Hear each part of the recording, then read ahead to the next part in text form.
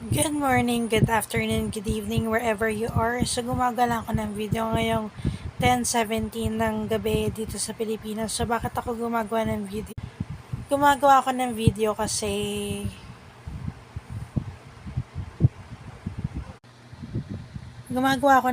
kasi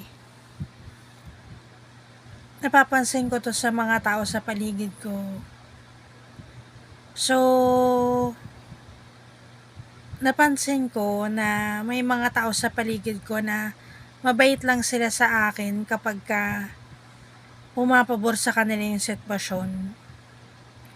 Sa bagay, human nature naman yun, kaso lang, hindi kasi po pwede yung pag nasa mood ka lang, saka ka lang makikisama. 'Di ba? Paano naman yung mga times na nakikisama ako sa'yo, tapos parang bastos ka or barabal ka makitungo.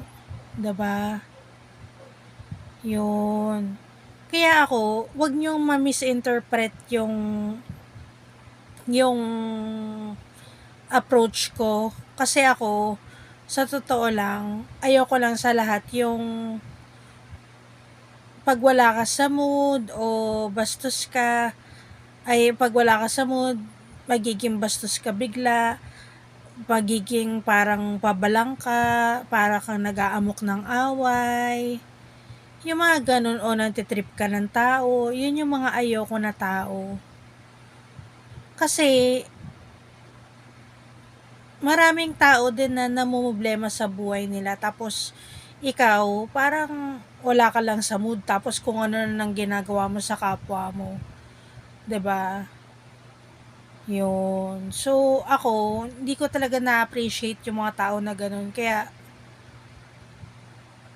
yun, pag wala ka sa mood o hindi na pagbibigyan yung mga gusto mo, sana matuto pa rin tayong makisama. Sana marunong pa rin tayo makipagkapwa-tao. Kasi, yun yung bagay na makakapanatili sa atin na magkaroon ng kapayapaan kahit saan man tayo mapunta, pansarili man o para sa pangkalahatan. Yun lang, sana may napulot kayo sa video na to, at sana maging magandang araw ninyo. Salamat!